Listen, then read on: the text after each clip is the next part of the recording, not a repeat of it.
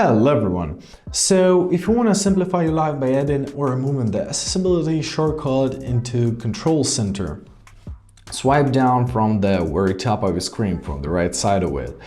Hold the blank space. Press Add Control. Now scroll to the bottom until you'll find your accessibility shortcuts. Tap on it. Now you have them added. So how do you use them, right? So simply tap on it, it will be enabled. Also you can adjust it, so what to use as your accessibility shortcut. To do that, you can do that through your settings, but that's basically how you add them. To remove your accessibility shortcuts, once again, hold on the blank space, tap on the minus, and it will be removed. And that's it. I hope this video was helpful. Thank you so much for watching and have a great day.